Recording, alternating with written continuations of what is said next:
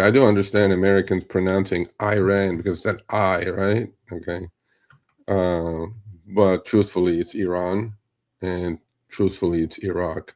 Um, that's the way you should pronounce it, you know? I mean, you can't mess up the United States that much. But I don't blame the Americans. I don't think they have a clue. Actually, until George Bush Jr. went into Iraq, right, during Desert Storm, nobody even knew where these countries were, right? Look where we are now. Now we're just kind of glued to our news feeds, specifically on X, and you know, people are just glued, posting stuff right and left. And you know, having been born in, see again, I was born in a country called Turkey. It's not Turkey, right? Not like the 20-pound turkey that we cook at Thanksgiving. It's Turkey. It's not Turkey. Although that's fine. You can still say Turkey, Republic of Turkey anyway. So I was born there. I know the Middle East really, really well. Although I came here to go to college and stayed in the US legally. Became an American citizen, and I'm blessed to be in this country. And to be perfectly honest, this probably is the right time to take my hat off to our military. You got to respect the military. They go do the dirty work so we can do this, right? I mean, I respect it. I mean, I know a lot of people have different thoughts about it and opinions about this, what's going on specifically over the weekend. The bottom line is, does might make it right? So, this is the political or politics or geopolitics part of the show. My opinion, you know, hopefully I don't get canceled. Um, Again, as I said, I'm blessed to be in this country, blessed to be protected by the U.S. military, who risk their lives so we can have our freedoms, specifically the freedom of speech.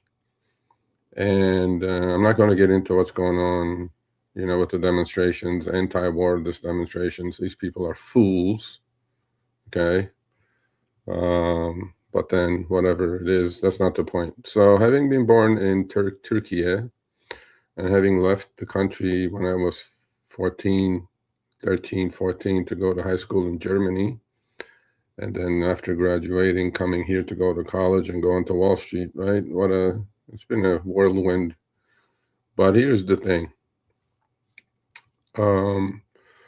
U.S. foreign policy in general over the last decades, this has nothing to do with Trump or Obama or Clinton or Carter, but let's go back to President Carter's days. All this started in those days. If you got to study history, how did this all start?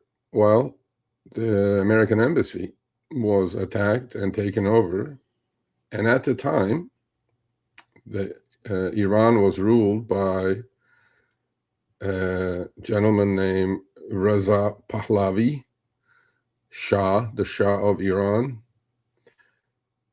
whose son actually now is in exile in France. And I'm hoping that we do not put him in charge, or if that's our goal, to regime change, I don't think we should do that. I think we should allow the people of Iran to decide who their leader should be. But then again, you know, geopolitics and politics. So Reza Pahlavi ran Iran with an iron fist. And then the mullahs, first of all, Iran is a 100% Muslim country. And if you do understand the religion of Muslim, there are two factors in it, right? There are Shias and there are Sunnis. So where I was born, Turkey is 99% Sunni, and where I'm born, where Iran is 99% Shia. And so the point I'm trying to make is, you have to understand the religion. You have to understand how many sects of religions there are, how many different people live in Iran. Iran is a big country. Iran is a country of plus million people. And I certainly do believe 95+% of Iranians are just like the US folks, US citizens. What I mean by that is all they want to do is go to work, go to school, raise family, put food on the table, live a peaceful life. Unfortunately, during the President Carter's administration, people had enough of the Shah, who was basically, truthfully, like Putin now in Russia. He had his people. All those people got rich, and they sucked the oil revenue out of the country, just like happened in Venezuela, right? Just like happens in Russia, all the oligarchs coming around. So the mullahs, since it's a Shia country, mostly 99% Shia country, Shia Muslims are a little bit more religious than the Sunnis, but Muslim is Muslim. And so they got rid of the Shah, okay? And he was exiled, and they took over the U.S. Embassy, and the U.S. military at that time tried to rescue those folks, and it failed miserably, although obviously we didn't have the military power or the technology that we have today. And the mullahs took over, and the country became a very religious country, right? Because the rulers were mullahs. Mullahs meaning,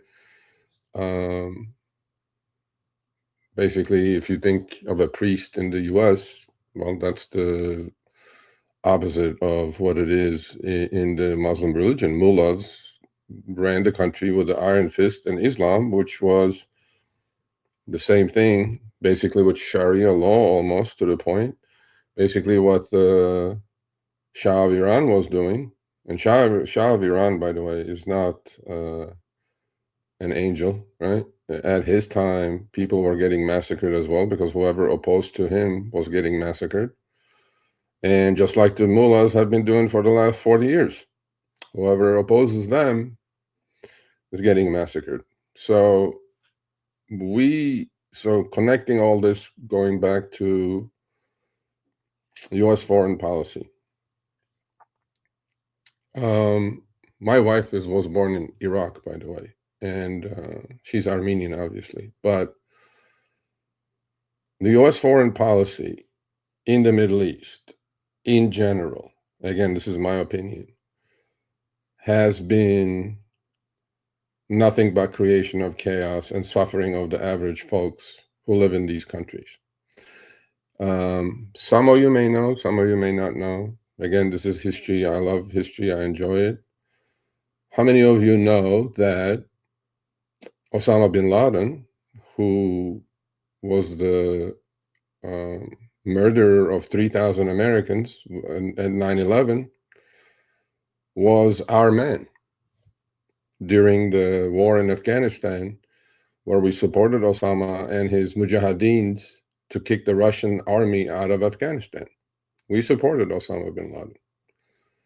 How many of you know Saddam Hussein, who was a brutal dictator in Iraq for years, decades, was our man? We supported Saddam Hussein in the Iran-Iraq war because we didn't want Iran to take over the Middle East.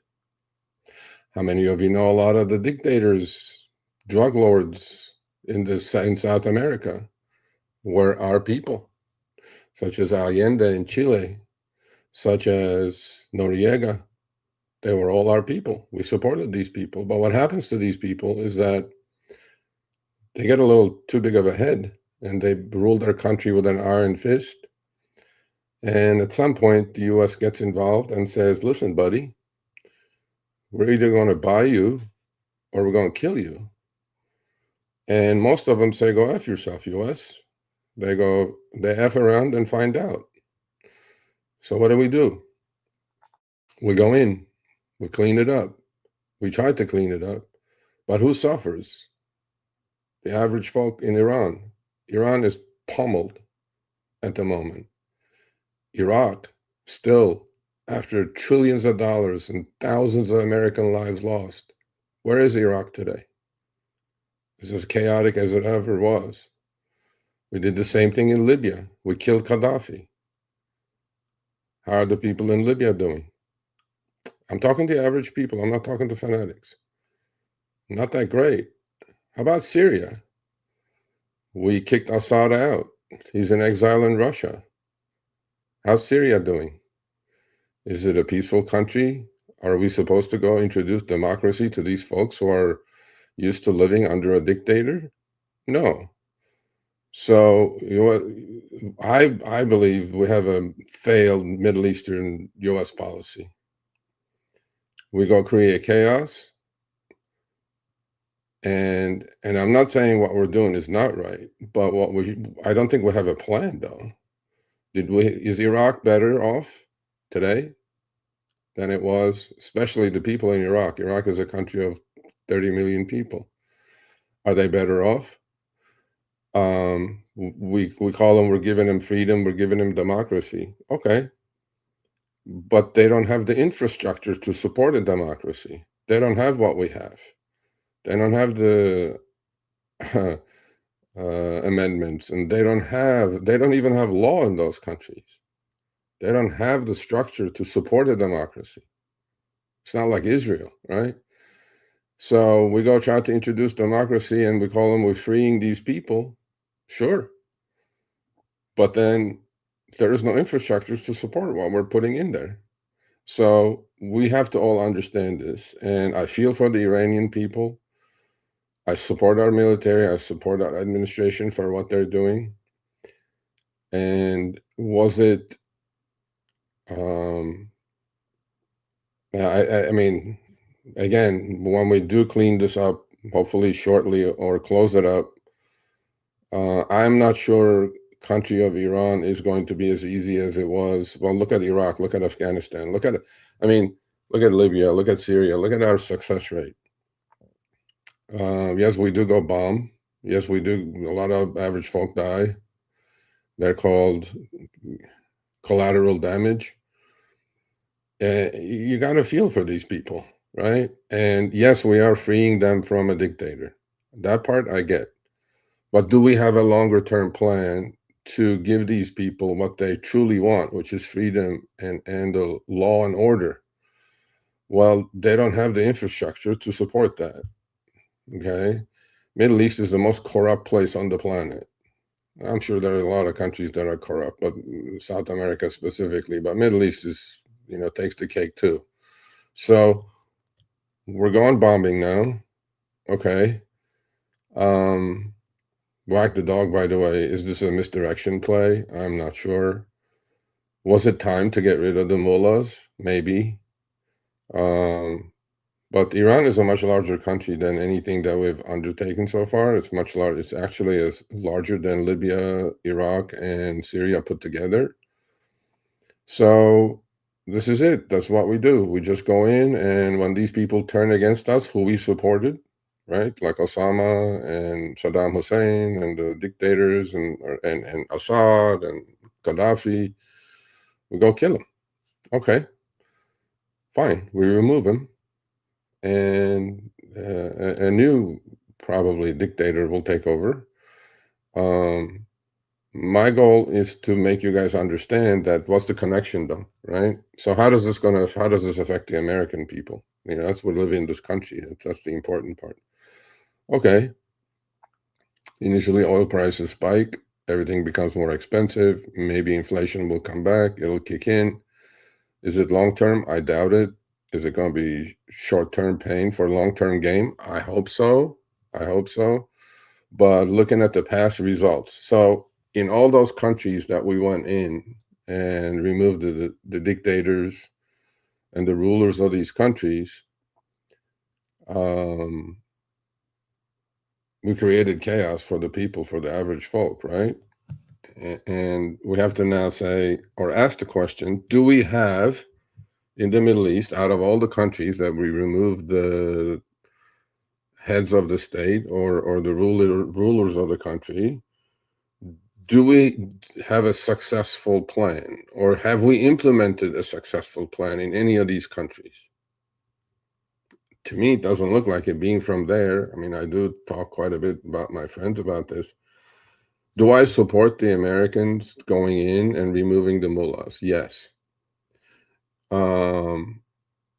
Because that is not a way to live for 88 to 95 million people. But what's going to happen, right? What is going to happen? What is the plan? Is our plan regime change? Because we're calling it a regime change. Okay, well, we probably have somebody in mind. And again, I'm hoping that it's not the old Shah's son who's in exile in France. Hopefully they'll hold elections in Iran, proper elections in Iran. They tried in Iraq, that didn't kind of work out. I mean, look what's happening in Afghanistan, right? We spent trillions of dollars and came out during Biden's time, which was wrong. And who's in charge in Afghanistan? The Taliban. We killed ISIS, who's kind of in charge in Syria now. Well, an ISIS type is. So I'm going like, we're doing this. I'm all for freedom. I'm all for introducing freedom to the Middle East. I'm all for democracy. But if you don't have the infrastructure, like it's building 1,000 homes and you don't have the plumbing done yet, or you don't have the sewage taken care of, or the electricity, it's not going to last, right? Going and flattening the country is easy. I mean, you just drop bomb after bomb after bomb.